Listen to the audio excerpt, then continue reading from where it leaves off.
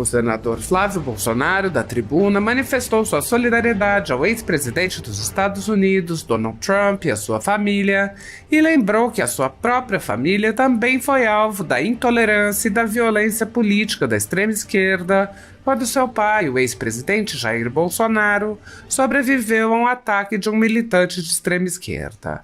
Não poderia deixar de vir aqui a essa tribuna do Senado hoje prestar minha solidariedade ao futuro presidente dos Estados Unidos, Donald Trump, e também à sua família, na pessoa do seu filho, Donald Trump Jr., porque eu tenho lugar de fala. Eu também tenho um pai que quase foi uma vítima fatal de um atentado de um ex-militante do PSOL, da extrema-esquerda, por razões políticas.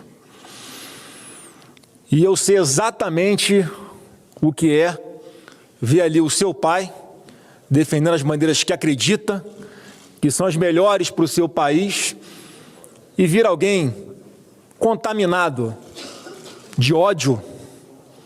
E eu vou explicar aqui nesse discurso o porquê eu acho que chega a esse ponto, senadora Rosana. Tentar tirar a vida de uma outra pessoa por discordância política. Que, aliás, ninguém pode imaginar que esse que tentou assassinar Donald Trump seja algum militante de direita. Eu acho que isso não tem dúvida, pelo menos para as pessoas que são normais, que têm mais de 2 neurônios, que trata-se, assim como o Adélio aqui no Brasil, de um militante da extrema esquerda tentando assassinar um líder conservador de direita. Aliás, a esquerda é boa de matar. Ela é boa de matar feto, a esquerda é boa de matar de fome, a esquerda é boa de matar o povo de tanto pagar imposto, a esquerda é boa de matar os próprios companheiros, a esquerda é boa de matar a verdade, e a esquerda é boa de tentar assassinar desafetos políticos. Mas aí tem uma coisa chamada Deus, que às vezes impede que os seus planos malignos se concretizem. E essa é a primeira lição que a gente, ou pelo menos eu, tiro do que aconteceu com Trump. Se alguém tinha alguma dúvida de que Deus existe, veja o discurso de um pastor 4 meses antes do atentado, dizendo com detalhes o que aconteceria, inclusive anunciando que Deus tinha dado essa visão a ele. E foi exatamente o que aconteceu há poucos dias, como narrado por ele meses antes.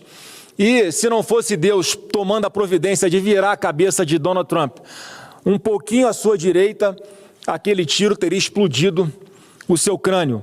Então essa é a primeira, eu acho que a primeira lição que mais uma vez Deus nos dá, porque assim como fez com Bolsonaro, que segurou aquela faca para que não rasgasse órgãos vitais do presidente e o assassinasse de forma instantânea, assim também fez com Trump, ao promover aquele leve desvio da sua cabeça à direita. E a segunda reflexão que eu quero fazer nesse discurso é o que leva a pessoa a fazer isso. E eu vejo um tripé muito claro. Óbvio, a extrema-esquerda, com seus discursos de ódio, parte da grande mídia que potencializa esses discursos e algumas poucas pessoas que se acham as donas do Brasil e que tomam decisões com a força de suas canetas mais letais do que armas, fuzis e facas, à revelia da Constituição, causando uma revolta de grande parte da população. E como é que a extrema-esquerda faz isso? Eles rotulam os seus inimigos, assim que eles consideram o adversário político como inimigo, com títulos mentirosos.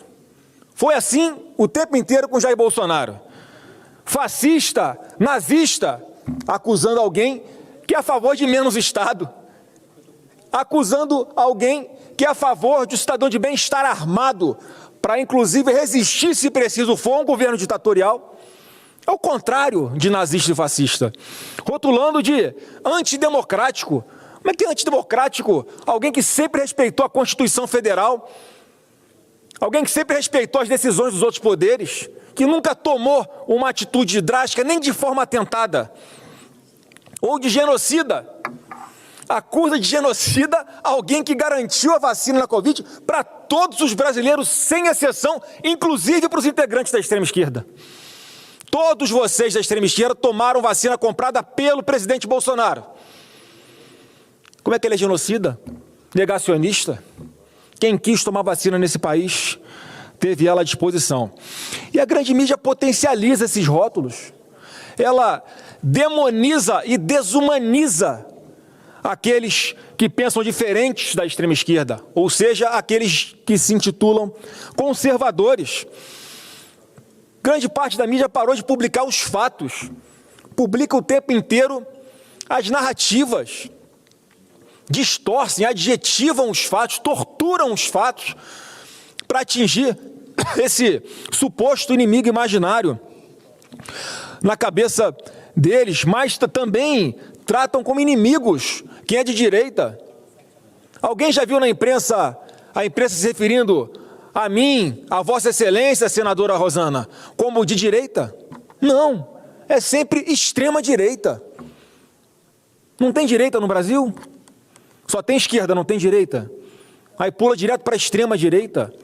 Vocês também têm parte, também têm responsabilidade na construção desses estereótipos. Eu faço aqui uma referência ao artigo publicado na Folha de São Paulo, um dos veículos de maior circulação no país, desse Hélio Schwartzman.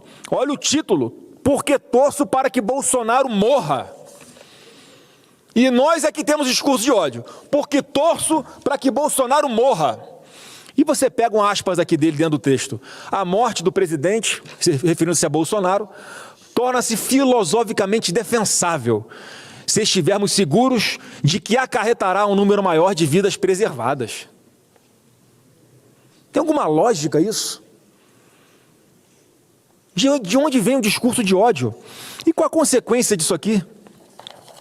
Isso cria no imaginário de algumas pessoas com a cabeça fraca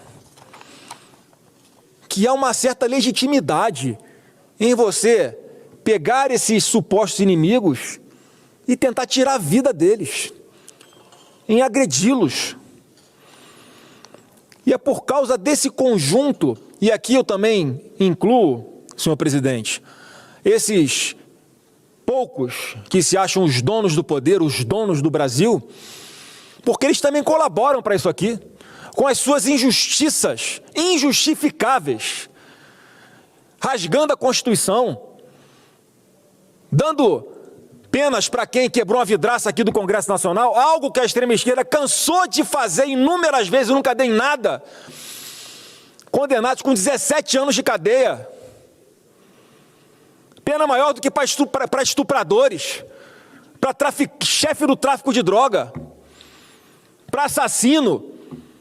Nesses monstros de verdade, tem penas tão duras, mas que eles cometem as maiores injustiças, rasgam a Constituição, ignoram a lei, a título de defender a democracia. Eles estupram a democracia e dizem que está defendendo a democracia.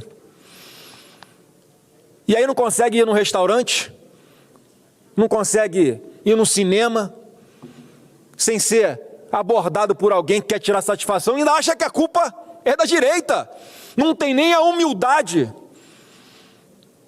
de fazerem uma autocrítica e entenderem que as pessoas ficam cada vez mais revoltadas por causa dos excessos deles, por causa das injustiças deles. E aí vem a extrema esquerda com as soluções fáceis, né? Bom, já que o atentado contra o Trump foi com um fuzil, vamos restringir mais o acesso às armas. Como se não fosse possível cometer um atentado com uma faca. Como se não fosse possível cometer um atentado com uma panela de pressão cheia de prego. E de diversas outras formas. Mas estamos aqui no Legislativo para impedir que isso aconteça, porque hoje quem tem acesso à arma autorizado são os traficantes, assassinos, estupradores. Esses têm arma liberada. Agora o cidadão ordeiro não, que cumpre a lei. Se você não quer ter acesso a uma arma, tudo bem, é uma escolha sua. Mas não pense, não tente impedir ou tirar o direito daqueles que estão preparados para isso, obedecem aos requisitos legais e podem usar essa arma para defender a própria vida, a sua família, a sua propriedade. Ou até inocentes, como você que restringiu o acesso a uma arma. A uma pessoa de forma legal. E para concluir, presidente, eu digo que, e a outra solução, né, que a extrema-esquerda adora trazer, é a regulação das redes sociais, é a censura à internet. E por que é o ódio todo, vou concluir, presidente, a internet livre? Porque a grande mídia perdeu o monopólio da informação, não consegue mais manipular a opinião pública. Imagina se não fosse a internet hoje. Talvez as manchetes até agora seriam que Donald Trump cai no palco após supostos barulhos de tiros. Ou as manchetes dariam conta de que não foi o povo que salvou o próprio povo lá no início da tragédia no Rio Grande do Sul. Ou ainda estaria prevalecendo aqui aquelas manchetes, né, o governo Lula aumenta impostos, veja como isso é bom para você.